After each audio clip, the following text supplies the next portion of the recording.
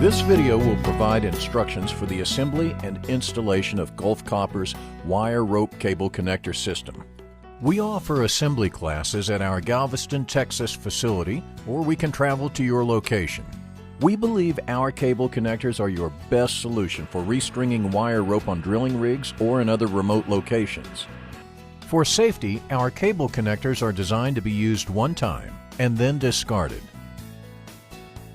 The current sizes offered include 5/8 inch for messenger wire, 1.5 inch, 1 5/8 inch, 1 3/4 inch, and 2 inches.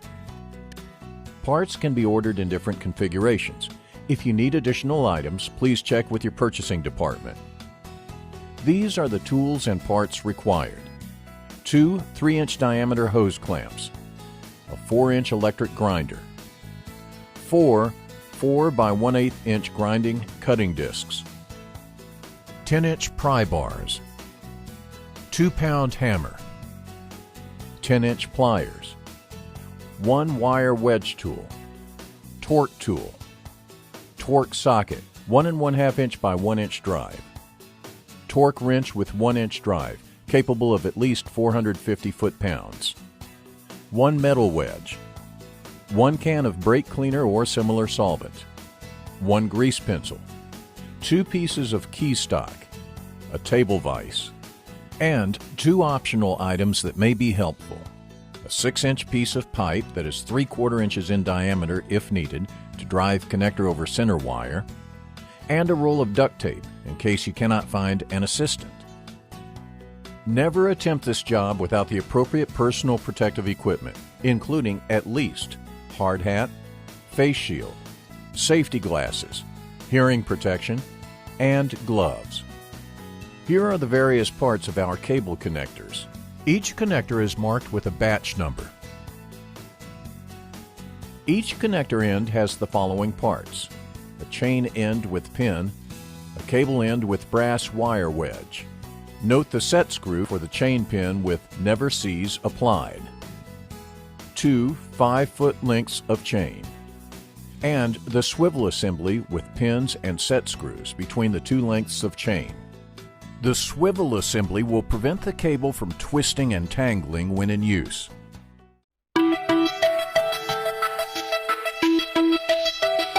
Here are the assembly instructions.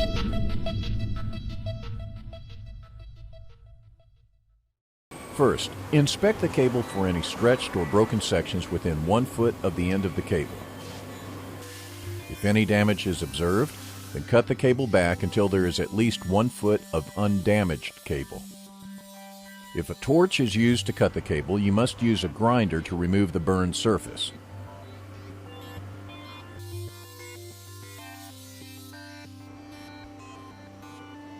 Put the cable end in the vise with a minimum of 10 inches extending above the vise jaws.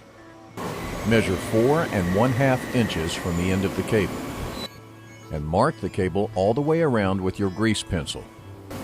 Now, measure 5 1/2 inches from the top of the cable end, and mark all the way around with your grease pencil. Take a 3-inch hose clamp and drop it over the cable.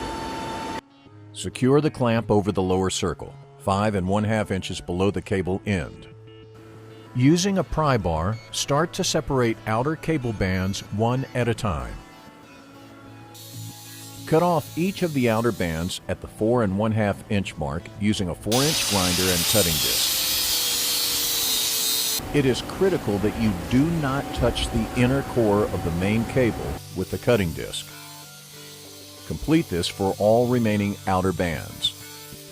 After the top 4 1/2 inches of outer bands have been removed, inspect the inner core. If you cut into the core, you must go back to the first step of the assembly instructions.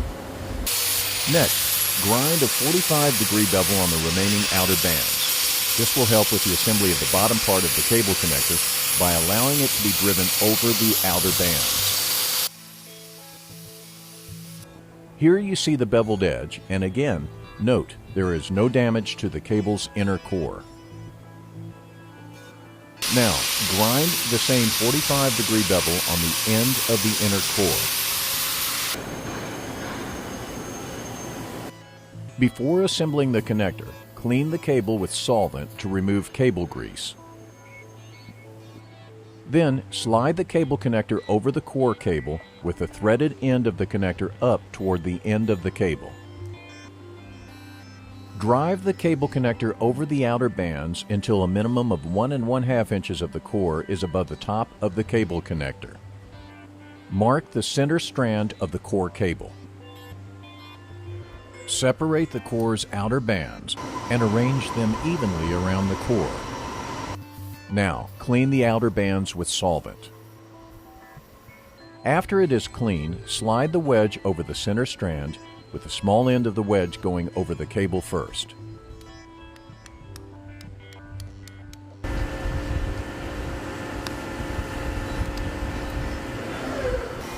Drive the wedge down with the wedge driving tool until the wedge stops.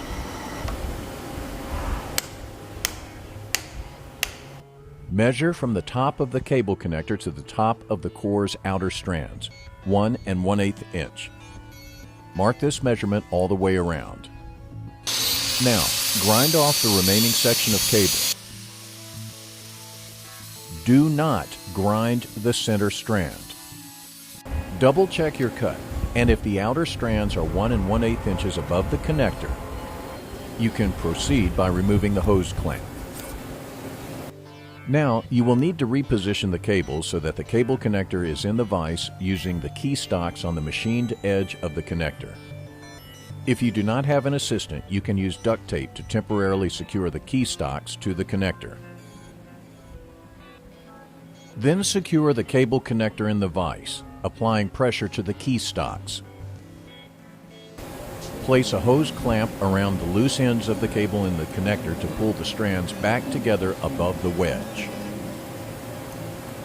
Once the strands are together, place the connector cap over the cable ends. Then you can remove the hose clamp. Now screw on the cable connector cap. Then tighten it with a special socket and torque wrench until it reaches 300 foot-pounds. Please be aware that all 1 1/2 inch, 1 5/8 inch, 1 3/4 inch, and 2-inch connectors must have a small gap between the two halves after torquing to 300 foot-pounds. If there is no gap, disassemble and repeat assembly process, as the cable has evidently pushed down and torque is not on the wedge. Therefore, cable failure could occur. Thanks for watching this training program, as your safety is our top priority. If you have any questions regarding the cable connector, please contact your local technical field support team.